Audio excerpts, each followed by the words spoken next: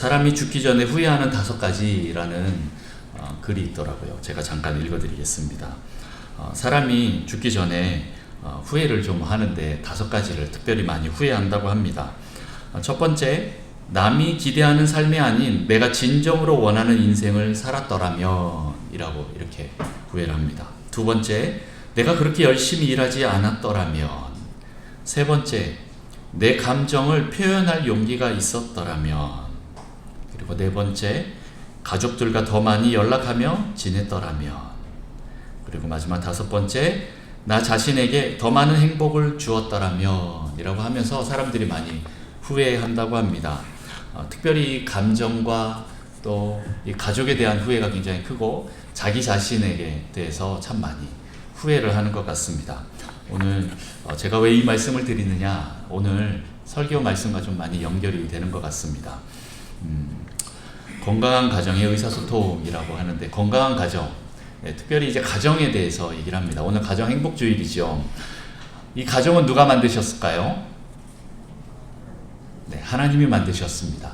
하나님이 이 세상을 창조하시고 인간들의 그 제도나 이런 것들 중에 몇 가지만 만드셨고, 나머지는 실은 인간들이 스스로 만든 것이 굉장히 많습니다. 실은 국가나 어떤 통치기구나 뭐 이런 것들은 다 인간들이 만들었습니다. 그러나 하나님께서 직접적으로 만드신 것이 크게 2가지가 있는데, 하나는 가정이고 두 번째는 교회입니다. 이것들이 너무나 유사합니다. 비슷합니다. 그래서 우리는 교회를 보면서 가정 같은 교회, 가족 같은 교회 이렇게 얘기를 많이 합니다. 그렇게 해서 하나님이 이 가정을 통해서 그리고 교회를 통해서 우리의 신앙과 믿음이 전수되기를 원하십니다. 구약 성경에 보면 노아의 가정을 통해서 또 아브라함의 가정을 통해서 하나님께서 그렇게 믿음을 전수하셨고, 또 모세의 가정을 통해서 모세 아버지 아므람과 요게벳을 통해서 그의 아들과 딸 레위와 미리암과 모세를 통하여서 이스라엘 땅에게, 이스라엘 백성들에게 또 그렇게 하나님의 인도하심이 있었습니다. 또 다윗의 가정을 통해서, 또 요셉과 마리아의 가정을 통해서 하나님께서는 하나님 되심을 계속 선포하고 전해주셨습니다. 그래서 그런지 2000년 동안 나라 없이 지낸 이스라엘 그 유대인들도 나라가 없는데도 불구하고 그 신앙을 잘 유지할 수 있었던 것은 이 가정을 통해서 계속 신앙이 전수되었기 때문에 그렇습니다. 그들의 신앙은 이 가정을 통해서 유지가 되었다라는 것입니다. 자, 그럼 건강한 가정은 어떤 가정일까요? 네, 많은 학자들이 얘기를 하는데, 실은 건강한 가족은 우선 가족들이 그 가정에 대한 소속감이 높습니다. 네, 소속감이 높아야 됩니다. 그리고 두 번째는 그 가족들이 자존감이 높습니다. 그리고 의사소통을 굉장히 잘합니다. 그리고 유연한 가족 규칙이 있고 개방적이다라고 얘기를 합니다. 이런 뭐 여러 가지 특징들이 있는데 이건 나중에 또 한 번 더 말씀드리고요. 그러면 반대로 건강하지 않는 역기능적인 그런 가정은 또 어떤 가정일까라고 이렇게 살펴봅니다. 아마 방금 제가 말했던 것들에 반대되는 특징들이 또 역기능적인 그런 가정의 특징이지 않을까라고 생각되는데, 제가 이렇게 쭉 살펴보니까 대표적인 것이 있어요. 그건 바로 무엇이냐? 자기 가정 안에 문제가 있다라는 것을 인정하지 않는 겁니다. 실은 완벽한 가정은 없지요. 이 세상에는 어느 가정이든 완벽한 가정은 없습니다. 그런데 이 가정에, 우리 가정 안에 문제가 있다라는 것을 인정하는 게 너무 힘들다라는 거예요. 우리 뭐 문제 있을 수 있어 라고 쿨하게 인정하는데, 엮이는 가정 그게 잘 안 된다. 그리고 또 하나는 친밀감의 부재가 있다라는 겁니다. 친밀감이 없습니다. 그리고 더 나아가서 수치심으로, 그리고 두려움과 불안으로 그 가족을 이끌어가는 그 모습들을 보게 됩니다. 그래서 저는 이 중에서 오늘 건강한 가정이 되려면 어떻게 해야 되는 것인가 라고 봤을 때, 제일 첫 번째, 저는 우선 건강한 가정에 건강한 의사소통이 중요하다라는 것을 말씀드리고 싶습니다. 건강한 의사소통과 그리고 그에 대한 대처를 잘 하는 것이 중요하다. 이것을 오늘 포커스로 놓고 같이 좀 말씀드리고자 합니다. 건강한 가정은요, 건강한 의사소통에 의해서 그것을 통해서 그 가정에 믿음과 사랑이 전달이 됩니다. 그래서 이 가정은 우선 부부관계가 굉장히 건강합니다. 부부관계가 왜 건강해야 되느냐? 실은 이 부부관계는 의사소통 능력에 따라서 이 부부관계가 좋으냐 나쁘냐 이렇게 많이 분별할 수 있는데, 되게 중요한 부분인데, 이것은 이 부부관계를 통해서 우리 자녀들의 정서에 굉장히 큰 영향력을 줍니다.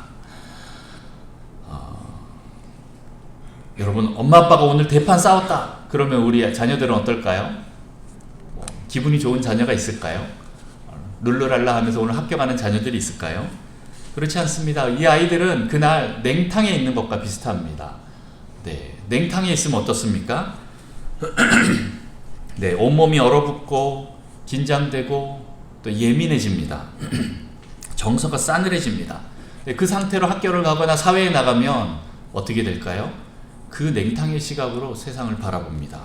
정서가 아주 냉탕에 있기 때문에 세상을 바라볼 때도 아주 부정적이고 아주 낮은 자존감의 그 시각으로 세상을 바라보면서 안 돼, 나는 못해, 다 못 믿어 하면서 그 자기의 시각으로 세상을 바라봅니다. 그럼 반대로 따뜻한 온탕에 있으면 어떻게 될까요? 네, 세상을 따뜻하게 바라볼 수밖에 없습니다. 그렇기 때문에 이 부부관계가 가정에 미치는 영향력은 정말 중요합니다. 그래서 이 건강한 가정의 척도를 측정하는 것 중에 하나가 바로 이 가정의 의사소통입니다. 의사소통을 얼마나 건강하게 잘 하느냐, 이게 굉장히 중요한 요소가 됩니다. 하나님도 우리와 의사소통을 잘하길 원하십니다. 아십니까? 네, 하나님과 무슨 의사소통을 해, 무슨 커뮤니케이션을 해 라고 할 수 있지만 하나님은 그렇게 원하셔요. 하나님은 우리와 의사소통을 잘하고 대화하기를 원하십니다. 실은 하나님과 그렇게 의사소통을 잘하는 사람들은 다른 사람들과의 의사소통도 잘하게 됩니다. 왜냐하면 우리의 모델 되신 그 하나님과 의사소통을 하다 보면 하나님이 어떻게 우리를 바라보고 계시는지, 또 우리에게 어떻게 또 말씀하시는지 이거를 잘 듣게 되면 또 다른 사람들에게도 그렇게 잘 할 수 있게 된다라는 거죠. 또 반대로 다른 사람들과 관계를 잘하고 의사소통을 잘하는 사람들은 또 하나님과도 또 그렇게 잘할 가능성이 큽니다. 하나님은 우리가 하나님의 음성, 그 말씀을 잘 듣기를 원하십니다. 그런 것처럼 우리도 누군가의 다른 사람의 소리를 잘 듣는 것 굉장히 중요합니다. 경청할 수 있어야 합니다. 의사소통의 첫 번째 중요한 것, 경청입니다. 여러분, 잘 들으셔야 다른 사람들과 대화를 잘 할 수가 있습니다. 그 사람들의 상대방의 마음을 잘 알 수가 있습니다. 잘 듣지 못하면 마음을 잘 알 수가 없습니다. 그래서 하나님의 음성을 잘 들으려고 하는 사람은 하나님 아버지의 마음을 잘 알 수 있는 것과 같습니다. 그리고 또 중요한 것은 오늘 말씀처럼 사랑 안에서 진리를 말하는 겁니다. 오늘 에베소서 4장 15절, 오직 사랑 안에서 참된 것을 하여, 다른 번역에 보면 참된 것을 말하며 라고 이렇게 나옵니다. 사랑 안에서 진리를 말하는 것이 중요합니다. 잘 듣고 잘 말하는 거 다 중요합니다. 입이 뚫렸다고 아무 말이나 막 하면 될까요? 네, 안 되는 것처럼 우리는 많은 사람들이 이제 진실을 말한다라고 생각하면서 막 말을 하는데 그 안에 베이직에 사랑이 없으면 어떻게 될까요? 사랑이 없이 말하면 그것은 온전한 진리가 아닙니다. 온전한 진리는 사랑을 포함하고 있습니다. 또 반대로 사랑은 진리가 있어야 합니다. 오늘 고린도전서 그 13장 말씀 우리가 교동문 했잖아요. 거기도 보면 사랑은 진리가 반드시 포함됩니다. 진리를 말하며 이렇게 말합니다. 상대방이 받아들일 수 있을 만큼 우리가 사랑을 먼저 잘 포장을 해서 그 진리를 전달해야 됩니다. 사실을 전달해야 됩니다. 그렇게 하지 않으면, 사랑이 베이직이 되지 않으면 사람들은 상처 입게 되고 또 거기서부터 의사소통이 깨어지게 됩니다. 우리가 사실만 말한다고 해서 다 잘 되는 게 아닙니다. 그 사람을 향한 얼마나 큰 사랑과 이 존중함이 있느냐, 따스함이 있느냐, 이것이 굉장히 중요하다라는 것입니다. 그래서 우리는 대화, 이 의사소통, 커뮤니케이션이라고 할 때 이 세 가지를 참 중요하게 보는데, 세 가지가 무엇입니까? 오늘 주보에 보면 나옵니다. 첫 번째 자신, 두 번째 타인, 세 번째 상황입니다. 나, 그리고 남, 그리고 그 상황, 이것들을 잘 보고 존중할 수 있어야 온전한 의사소통, 커뮤니케이션을 잘할 수 있다라는 것입니다. 이 세 가지를 잘 맞춰야 됩니다. 그래서 오늘 이 주보에 나와 있는 것처럼 실은 오늘 총 5가지 의사소통이 나오는데 4가지는 좀 역기능적인 병든 그런 대화 방식이고, 마지막 5번째 일치형이 또 나옵니다. 자, 병든 대화 기술 4가지 한번 살펴보겠습니다. 그 중에 첫 번째입니다. 첫 번째가 어떤 유형이죠? 비둘기입니다. 비둘기는 회유형이라고도 이렇게 말을 합니다. 여기서 영어로 보면 You are okay 그리고 But I'm not okay 라고 말합니다. 무슨 뜻일까요? 너는 괜찮은데 나는 안 돼 라는 뜻이에요. 항상 너만 괜찮아 라고 하는 거죠. 이게 무슨 말일까요? 상대방의 기분을 맞추기 위해서 노력하는 유형이다 라고 하는데, 이것은 상대방을 화나지 않게 하기 위한 것이 더 포커스가 됩니다. 상대방의 그 의견에 지나치게 동조하는 모습이 이 한 유형인 거죠. 이 사람들은 아주 빠른 사과가 특징입니다. 아, 괜찮아? 아, 그래, 미안해. 아우, 내가 잘못했네. 아, 화내지 마. 내가 더 잘할게. 이런 표현을 많이 씁니다. 다른 사람들이 화내는 것, 비난하는 것, 그런 어떤 부분들에 대해서 자기 자신이 더 중요한 게 아니라 그 사람의 기분이 더 중요하고 그 사람의 의견이 더 중요하고, 그렇기 때문에 나는 없고 그 사람을 맞추는 것입니다. 이런 사람들은 어떠한 희생을 치르더라도 평안한 게 더 좋기 때문에, 평화주의자이기 때문에 충돌을 피합니다. 충돌을 피하기 위해서는 또 점점 그렇게 하다 보면, 충돌을 피하다 보면 점점 상대방과 멀어지게 됩니다. 왜 그렇습니까? 이런 사람들은 자기가 없기 때문에 그렇습니다. 항상 남에게만 모든 것이 맞춰져 있고, 그래서 자기의 느낌이나 그 생각은 별로 중요하지 않습니다. 항상 나의 부모님이나 아니면 나의 남편이나 아내나 아니면 나의 자녀들에게 모든 게 포커스가 맞춰져 있어요. 거기에 최대한 맞춰주려고 노력하는 거지요. 그런데 문제는 그렇게 하다 보면 자기는 없어지는 것이 문제입니다. 자기 자신을 자기가 사랑하지 않으면 누가 사랑해 줍니까? 주변 사람들이 사랑해 주면 너무 좋겠는데 그렇지 않습니다. 그리고 그 사람들에게 사랑을 계속 갈구합니다. 강구합니다. 사랑을 원합니다. 그러나 잘 되지 않습니다. 자기가 먼저 자기를 사랑해야 다른 사람도 나를 사랑해 줄 수 있습니다. 말이 조금 어렵죠? 그런데 이상하게 이런 회유형의 사람들 하는 얘기는 실은 두 번째 나오는 사람들이 더 많이 붙습니다. 비난하거나 분노를 하는 사람들이 더 많이 그 사람들을 찾습니다. 왜 그렇습니까? 그 사람들의 감정을 받아줄 쓰레기통을 찾기 때문에 그렇습니다. 그리고 그 사람을 무시합니다. 자, 어쨌든 이런 회유형의 사람들은요, 감정적으로 상처를 굉장히 많이 받게 되어 있어요. 슬픔과 걱정이 더 많습니다. 그러다 보니까 자신의 감정을 계속 억누르게 되고, 또 다른 사람의 감정에 더 포커스를 맞춰주기 때문에 자기의 감정이나 생각이 중요하지 않기 때문에 계속 억누릅니다. 그렇게 하다 보면 이 사람에게는 결국에는 억눌린 분노가 자리 잡게 됩니다. 내면 가운데 어떠한 수준이 되면, 어떠한 기회가 되면 한번 빵 터지는데, 그때는 걷잡을 수 없는 분노들이 쏟아져 나옵니다. 그리고 이런 감정을 계속 누리기 때문에 진정한 친밀감의 그 관계 속으로 들어갈 수가 없습니다. 서로 의사소통이 잘 되면서 감정이 오고 가면서 진짜 친밀한 그 관계 속으로 들어가야 되는데 그러지 못하는 경우가 많다라는 거죠. 그러다 보면 점점 혼자 남게 됩니다.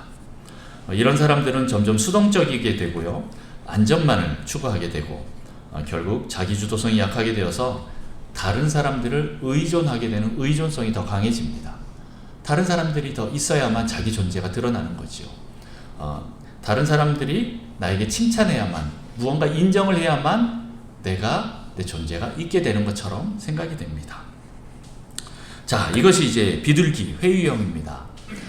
두 번째 형을 보겠습니다. 두 번째 형은 어떤 형입니까? 매형입니다. 비난형이죠. 비난. 영어로 뭐라고 합니까? I am okay, but you are not okay 라고 합니다. 무슨 뜻이죠? 나는 되는데 너는 안 돼 라는 거예요. 이런 형들이 매형입니다. 자기와 상황만을 고려하고 남을 무시하거나 비난한다라는 것입니다.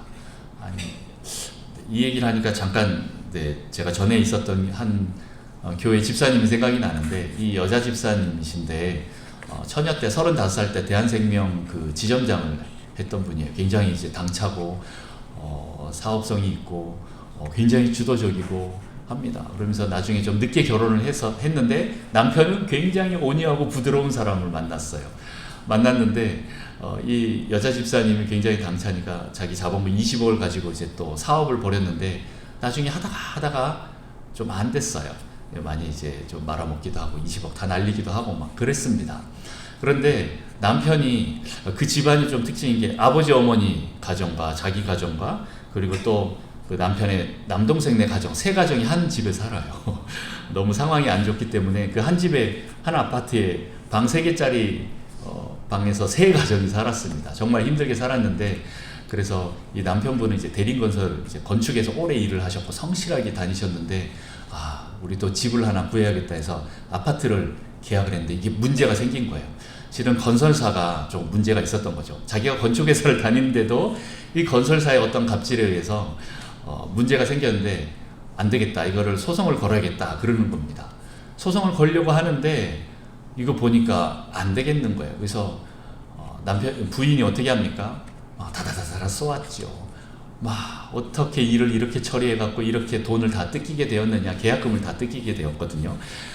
그렇게 하느냐. 그런데 소송을 했는데 이게 될 것 같냐, 소송을 하면 되겠냐 막 하면서 했는데, 그럼에도 불구하고 이 여자 집사님의 장점이 뭐냐면, 그럼에도 불구하고 항상 교회 가서 이렇게 엎드렸어요.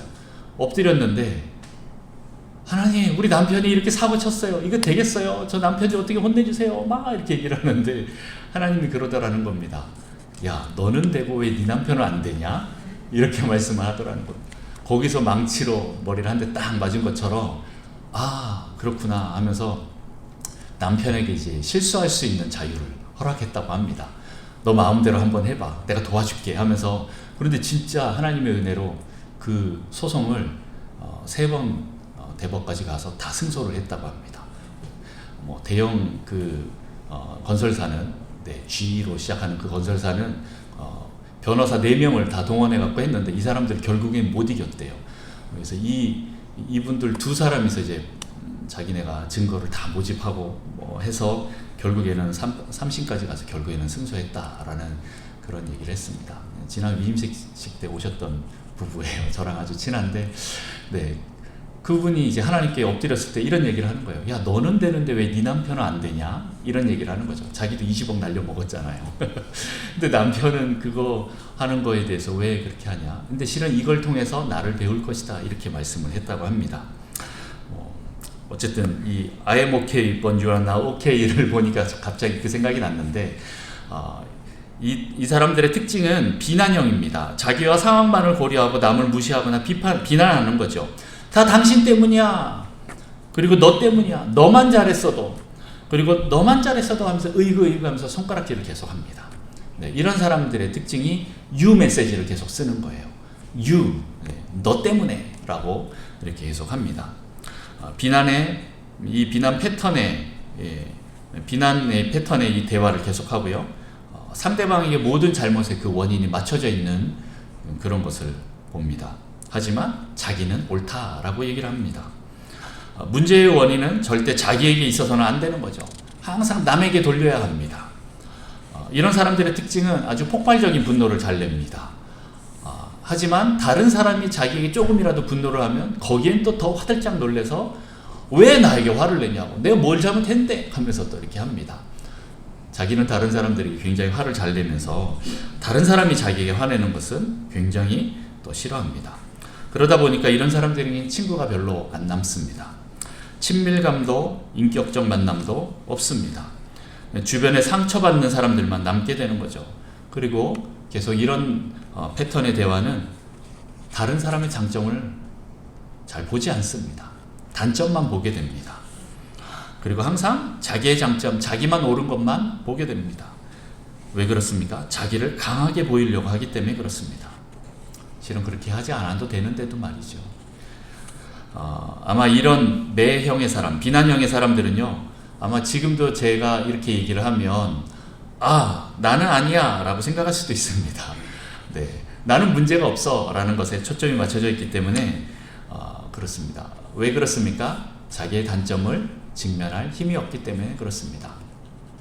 제가 지난주에 스승에 대해서 얘기를 할 때 저희 군종 목사님에 대해서 얘기를 했는데, 군종 목사님이 명철아 너 화낼 때 화내고 웃을 때 웃어 라는 말을 제가 들었을 때 어떻게 대답했다고요? 목사님 저 아무 문제 없어요 이렇게 얘기를 했습니다. 왜요? 제가 제 자신을 못 보는 거죠. 인정하는 게 싫어서 그렇습니다. 내 단점을 인정하면 나는 무너질 것 같기 때문에 그렇습니다. 이런 매형, 비난형의 사람들은 실은 이런 사람은 겉으로는 공격적으로 보이지만 내면은 엄청 외롭습니다. 그리고 두려움이 내재해 있기 때문에 그렇습니다. 그리고 이런 사람들의 특징은 통제 욕구가 굉장히 강합니다. 어떤 상황들이나 사람들이 통제할 수 없을 것 같은 그 두려움이 가득 차기 때문에 그 통제 불능에 대한 두려움 속에서 항상 이것들을 통제하려고 애씁니다. 그런데 굉장히 이기적으로 그것을 그렇게 애쓰는 것이죠. 자, 세 번째 유형이 있습니다. 세 번째 유형은 어떤 사람입니까? 네, 올빼미, 초이성형이라고 합니다. 이게 무슨 뜻일까? 올빼미. 네, 상황만을 고려하고 자기와 타인의 감정을 존중하지 않는 것을 봅니다. 이런 사람들이 주로 하는 얘기가 자, 우리 한번 논리적으로 한번 따져보자고 이런 얘기를 합니다. 네, 그래서 말인데 객관적으로 보면 네가 잘못했어 이렇게 얘기도 많이 합니다. 육하 원칙에 의해서 언제 어디서 누가 어떻게 무엇을 왜 이렇게 하면서 계속 따져 묻습니다. 그러니까 네가 잘못했네. 아니면 네가 잘못했네. 아니면 이거는 시스템적인 문제네. 이거는 잘못이 없네. 뭐 이렇게 따지는 겁니다. 그 사람의 감정, 그 사람의 상황 뭐 이런 것들을 보지 않습니다. 네. 그리고 자기도 보지 않습니다. 제가 이런 경우가 참 많습니다. 네. 예를 들어서 저희 아내가 옆집에 아줌마하고 싸웠어요. 싸우고 들어가고 씩씩대면서 막 얘기를 합니다. 그럼 어떻게 합니까? 보통 남편들이 그랬어? 그 아줌마 왜 그랬대? 막 이렇게 나가야 되는데 가만 듣고 보다가 야 네가 잘못했네 이렇게 가면 어떻게 됩니까? 그날 3차 대전이 일어나는 겁니다. 네. 배우자의 감정을 살피지 못하고 잘잘못만 따지기 시작하면 저처럼 이렇게 싸우게 됩니다. 솔직히 배우자가 원하는 것은 무엇입니까? 누가 그걸 몰라? 좀 내 감정을 좀 들어달라고, 내 마음을 좀 알아주라고, 내가 지금 얼마나 힘들었는지 좀 알아달라고 이렇게 말하는 것과 같습니다. 그런데 이런 사람들은 자기가 스스로 똑똑하다고 생각하기 때문에 감정을 잘 보지 않습니다. 지성적인 것, 지식적인 것만 봅니다. 항상 바른 말만 하고 원리 원칙주의자라는 것입니다. 이런 사람들의 별명은 터미네이터입니다. 네, 올빼미형이 그렇습니다. 조심하려고 하는 성격 때문에 그렇기 때문에 그렇습니다. 이런 사람들은 감정을 다루는 것이 굉장히 미숙합니다. 그렇기 때문에 더 지적인 것에 치중해 있습니다. 이런 사람들은 마치 컴퓨터를 대하는 것과 같습니다. 논리적인 분석만 계속합니다. 이성적인 패턴으로 계속하고 신중형의 사람들이 이렇게 많이 합니다. 소외감을 또 많이 느끼지요. 이런 사람에게는 친밀감이 안 생깁니다. 그냥 정보만 얻는 것이 굉장히 그냥 이득이 됩니다. 그 사람과는 어떤 인격적인 관계보다는 정보적인 얘기만 하게 되는 경우가 더 많습니다. 왜 그렇습니까? 감정이 많이 미숙해서 그렇습니다. 솔직히 우리 남성분들이 이런 부분들이 굉장히 좀 또 강하지요. 네, 감정을 잘 드러내지 않고 지식적이고 정보적인 것만 많이 얘기를 합니다. 자, 그런 사람들을 이성형이라고 얘기를 하고요. 네 번째가 있습니다. 네 번째는 어떤 형이죠? 타조형입니다. 타조형은 산만형이라고 합니다. 오늘 세 가지, 상황, 자기, 타인, 이 모든 걸 다 무시합니다. 자기와 타인의 감정과 생각 이런 것들을 다 모두 무시합니다. 그러면서 어떤 얘기를 하나요? 속으로 피하면 되겠지, 피하면 문제가 없겠지, 피하는 게 해결책이야 라고 하면서 회피합니다. 그러면서 막 대화를 하다가 야 오늘 야구 누가 이겼더라, 야 오늘 축구 누가 이겼어? 맨유가 있어요? 맨시티가 이겼어요? 네? 누가 이겼어요, 현아? 맨유가 이겼어요? 네, 하면서 설교가 아니라 이제 또 다른 곳으로 막 흘러갑니다. 그렇게 하면서 네, 우리 강도사님이 대답해 줬어요. 맨유가 이겼다고. 네, 계속 자꾸 이제 딴 데로 가는 겁니다. 이제 산만해지는 거죠. 네, 어떠한 이 주제가 있는데 그게 좀 중요하고 핵심적인데 그거를 직면할 힘이 없기 때문에 그런 거예요. 오늘 날씨 굉장히 덥지 않아요? 에어컨을 좀 더 킬까요? 이게 왜 그런 줄 아세요? 엘니뇨 현상 때문에 그런 거예요. 엘니뇨 현상 뭔지 아세요? 태평양에서 이렇게 막 바람 불고, 네, 이렇게 하면서 계속 자꾸 다른 데로 가는 겁니다. 산만하게 가는 거지요. 그러면서 막 나아가다가 이제 웃기기도 합니다. 하와이 가봤어요? 태평양에? 네가 가라 하와이 막 이러면서 네, 계속 다른 것으로 막 빠집니다. 이런 사람들은 네, 타조와 비슷합니다. 타조가 숨바꼭질 할 때 어떻게 합니까? 네, 머리만 쳐박습니다. 땅속에 머리만 탁 머릿속에 딱 쳐박으면 사람들이 다른 짐승들이 자기를 못 볼 거라고 생각하고 머리만 딱 쳐박고 있으면 나는 그래 문제를 해결했어 라고 생각하는 겁니다. 실은 그렇지 않습니다. 자기의 그 큰 몸뚱아리가 아직 보이고 있는데 다른 사람들이 보면 막 이 사람은 얘기를 하지만 야 너 문제 그게 아니고 저게 진짜 문제인데 이렇게 보입니다. 근데 자기만 그것을 회피하려고 합니다. 피하면 문제가 없어진다라고 생각하기 때문에 그렇습니다. 진지한 대화를 거부합니다. 침묵을 하던가 아니면 다른 주제로 대화를 바꾸죠. 수다쟁이입니다. 처음에 그 주제로 잘 돌아오지 않습니다. 질문과 상관없는 쪽으로 흘러갑니다. 다른 사람의 감정이나 생각이 별로 중요하지 않기 때문에 그렇습니다. 그리고 외적으로는 굉장히 위트 있고 익살스럽게 보이지만 실은 자기의 생각과 감정을 회피하고 있기 때문에 그렇습니다. 유머러스하지만 말과 행동의 불일치, 네, 친밀감의 방해 이런 것이 있다라는 거죠. 이런 사람들은 말과 행동이 불일치합니다. 그리고 과활동증이거나 아니면 저활동증이 나타난다라는 것입니다. 어떤 사람들은 너 이렇게 너를 뛰냐라고 하는데 네, 어떤 사람은 어떤 때는 굉장히 막 즐겁고 활발하게 막 하지만 어떤 때는 완전히 우울증으로 다운되는 그런 모습들을 보이게 됩니다. 그리고 상황을 회피하기 위해서 계속 다른 곳으로 주제를 바꾸는 거죠. 그런데 실은 내면에는 모두가 나를 싫어하면 어떡하지? 하면서 자기를 싫어하거나 거부할 수 있다는 그런 생각 때문에 네, 이렇게 하는 것입니다.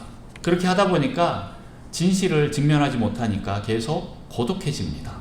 그리고 자기를 무가치하다라고 여깁니다. 자, 4가지를 말씀드렸습니다. 비둘기, 매, 올빼미, 타조. 여러분은 어떤 유형입니까? 네. 어떤 사람은 하나만 집중적으로 나타나는 사람이 있는 반면에 어떤 사람은 2가지, 3가지 이렇게 나타나는 분도 있습니다. 저는 4가지 다 나타납니다. 네. 요즘에는 비난형을 좀 빼고 나머지 3가지로 좀 많이 나타납니다. 아마 제가 이 얘기를 하면 저희 집안에 있는 우리 아내와 아이들이 제일 많이 저를 비웃었을 것 같습니다. 딱 아빠네 뭐 이렇게 했을 것 같습니다. 그만큼 제 안에도 이런 것들이 많이 있는데 여러분들은 어떻습니까? 잘못된 이런 병든 대화 기술을 사용하지는 않고 있습니까? 그러면 우리는 건강한 대화는 어떻게 해야 할까라는 것입니다. 건강한 의사소통은 어떻게 해야 될까? 일치형의 사람들을 한번 보면서 이 사람들은 이렇게 하는구나 라는 걸 보면서 우리도 한번 좀 따라해봤으면 좋겠습니다. 일치형의 사람들입니다. 다른 사람들은 회유, 비난, 초이성, 산만형의 사람들이지만 이 사람은 일치입니다. 무엇의 일치입니까? 첫 번째, 자신과 타인과 상황의 일치입니다. 그것들을 자기의 생각과 감정을 정확하고 또 솔직하게 표현하는 그런 사람들인 거죠. 속 끓이지 않고 정확하게 자신을 표현하는데 왜 그렇게 하냐면 이 사람들은 심리적으로 안정되어 있기 때문에 그렇습니다. 높은 자존감을 가지고 있기 때문에 그렇다라는 거예요. 그래서 자신과 타인과 상황을 모두 다 존중합니다. 이런 사람들은 경청하고 공감하고 또 좋은 질문을 하면서 또 나 전달법, 아까 전에는 이제 U 메시지를 많이 쓴다고 그랬죠. 이것은 이제 I 메시지를 말합니다. 나 전달법으로 I 메시지를 사용하여서 효과적으로 의사소통을 그렇게 합니다. 그렇게 하기 때문에 네, 다른 사람들과의 관계가 네, 진솔해지고 친밀해지고 또 정직해집니다. 그리고 개방적으로 바뀌고요. 그리고 굉장히 기능적으로 잘 하게 됩니다.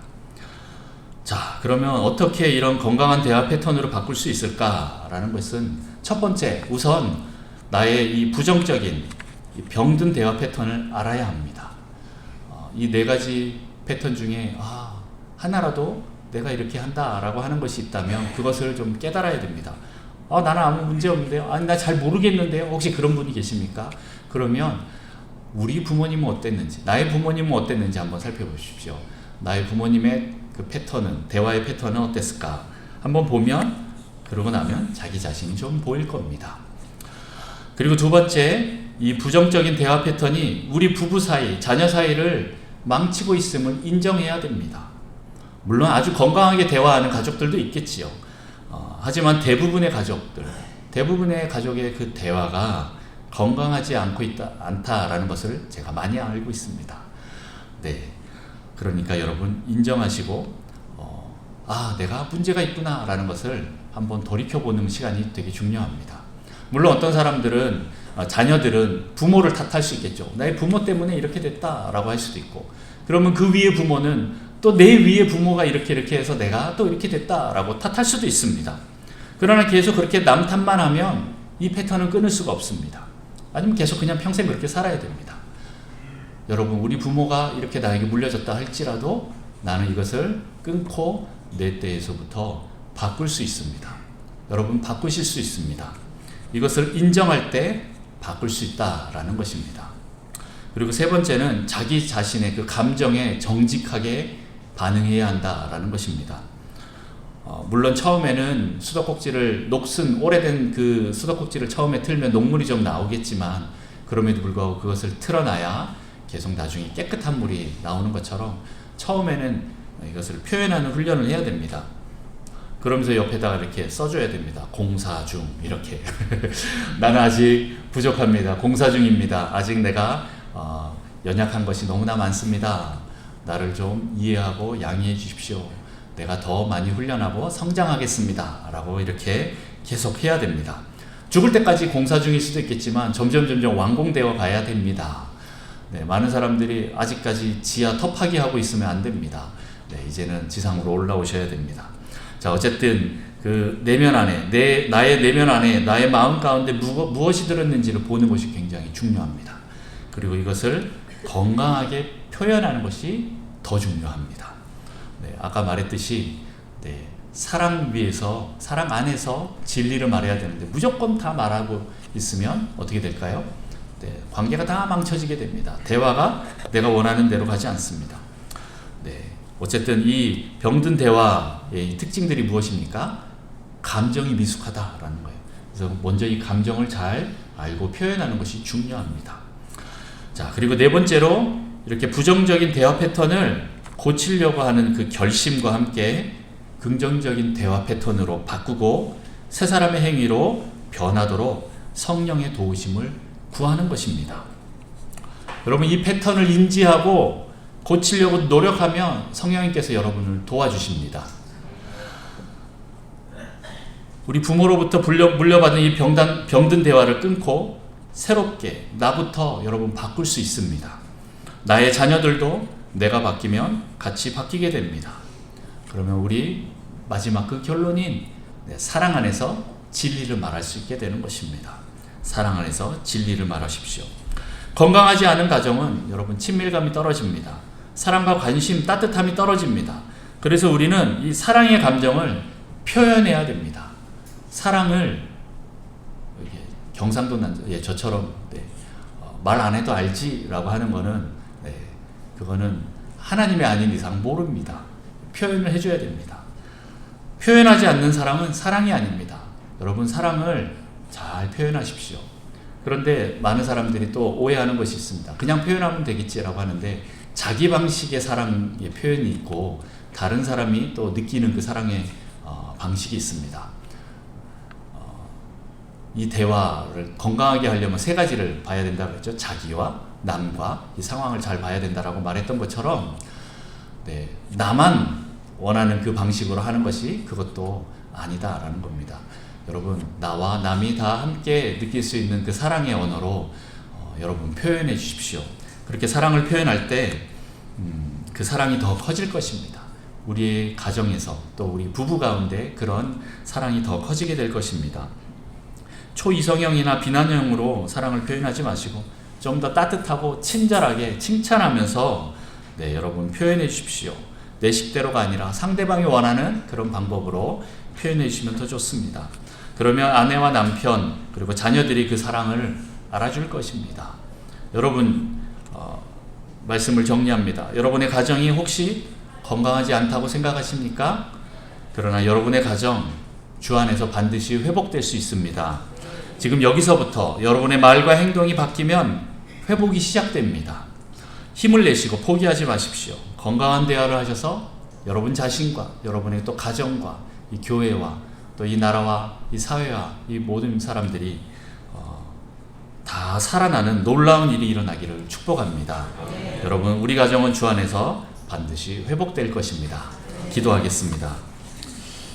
하나님 아버지 감사합니다. 오늘 우리의 대화 기술들을 보면서 의사소통의 그 상황들을 보면서 하나님 내가 아직 많이 부족함을 보게 됩니다. 하나님 계속 하나님 앞에서 하나님 안에서 이 모든 것들을 훈련하고 연습하여서 하나님께로부터 흘러온 그 사랑을 또 다른 많은 사람들에게 흘려보낼 수 있는 건강하고 깨끗한 통로가 될 수 있도록 하나님 저희를 축복하여 주옵소서. 하나님 저희를 통하여서 나의 사랑과 또 하나님 아버지의 사랑이 흘러가고 또 그 사랑이 충만해짐으로 우리 안에 참된 진리가 풍성해지는 시간들이 될 수 있도록 하나님 우리를 계속 만들어가 주시옵소서. 하나님 우리를 통하여서 우리의 가정과 이 교회와 우리의 사회가 더 건강해질 수 있도록 주님 축복하여 주시고 그래서 참된 기쁨으로 충만한 저희가 될 수 있도록 은혜를 더하여 주옵소서. 하나님 우리 가정들을 축복합니다. 하나님 이 가정이 주 안에서 하나님의 믿음과 그 사랑이 흘러가는 공동체가 될 수 있도록 주님 축복하여 주옵소서. 감사드리며 예수님의 이름으로 기도합니다. 아멘.